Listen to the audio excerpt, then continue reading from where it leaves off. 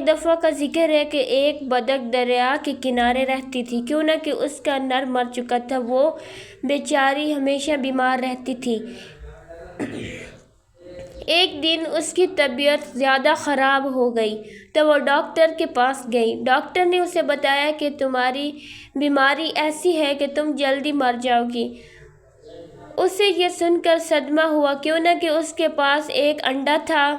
اسے ڈر لگا کہ اگر میں مر گئی تو اس انڈے کا کیا ہوگا، جس کے کھول سے جلدی ہی بچہ نکلنے والا تھا، اور پھر اس بچے کو کون سنبھالے گا۔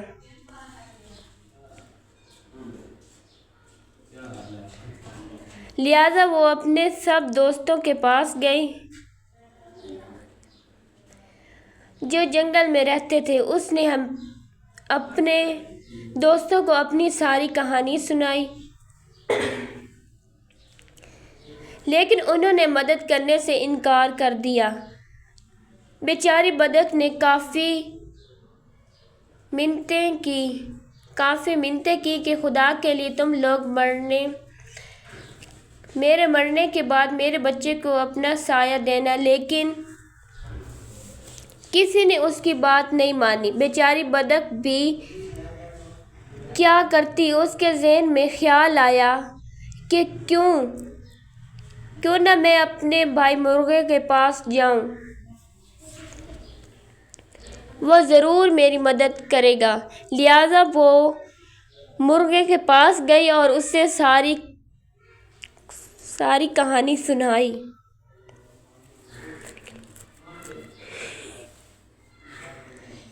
مرغے بھائی، آپ میرے بچے کے ماموں جیسے ہو، پلیز آپ میرے بچے کو اپنا سایہ دینا۔ مرغا بولا، میں تمہارے بچے کو رکھ لیتا، لیکن میری بیوہ مرغی یہ بات نہیں مانے گی، لہٰذا مجھے بہت افسوس سے کہنا پڑ رہا ہے کہ میں یہ کام نہیں کر سکتا، لہٰذا تم مجھے معاف کر دینا۔ بدک ادھر سے مایوس ہو کر اپنے گھر واپس آ گئی اور سوچنا شروع کر دیا کہ اب کیا جائے۔ اچانک اس کے ذہن میں ایک ترتیب آئی اور اس نے موقع ڈھونڈ کر یہ کام انجام دیا اور خود جا کر ایک درخت کے کنارے بیٹھ گئی۔ اس کے بعد بدک کی طبیعت اور بگڑ گئی، اور ایسی بگڑی کہ اس کی موت ہو گئی۔ جب مرغی کے بچے انڈے سے باہر نکلے تو ان میں سے ایک بدک کا بچہ بھی تھا۔ مرغا تو سب جان گیا تھا، لیکن اس نے مرغی کو بتانا مناسب نہیں سمجھا۔ مرغی نے کافی شور شرابہ کیا اور بولی، میرے بچوں کے ساتھ بدک کا بچہ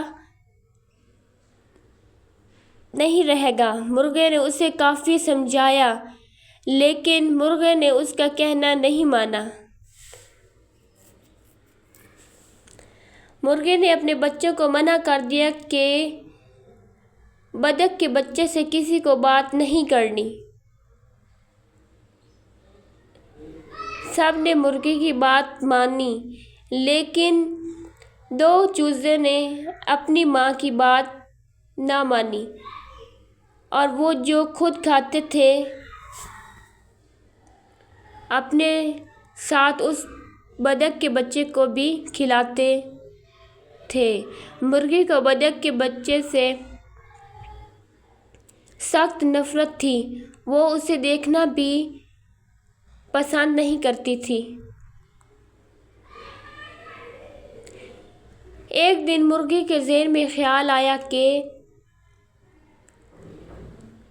ہم سب مل کر دریا کے کنارے سیل کو جائیں گے۔ ہم سب واپس آ جائیں گے اور بدک کے بچے کو وہیں چھوڑیں گے۔ اس طرح سے جان چھوٹ جائے گی۔ وہ لوگ سیر کو نکلے۔ وہاں پہنچتے پہنچتے ہی ایک چوزا دریا کے کنارے چلا گیا اور ڈوبنے لگا۔ یہ دیکھ کر مرغی زور زور سے چیخنے چلانے لگی۔ اچانک بطخ کے بچے کو تیرنا آتا تھا، لہٰذا اس نے فوراً دریا میں تیرنا شروع کر دیا اور اس چوزے کو نکال کر باہر لے آیا۔ مرغے نے جب یہ دیکھا تو اسے اپنے کیے پر کافی شرمندگی ہوئی اور اس نے بطخ کے بچے سے معافی مانگ کر اسے اپنا بیٹا بنا لیا۔ اس طرح وہ سب ہنسی خوشی رہنے لگے۔ دیکھیں بچے، کیسے بطخ کے بچوں نے مرغی کو بچایا اور کیسے اس کا بھلا ہوا۔ اسی لیے تو کہتے ہیں کہ کر بھلا تو ہو بھلا۔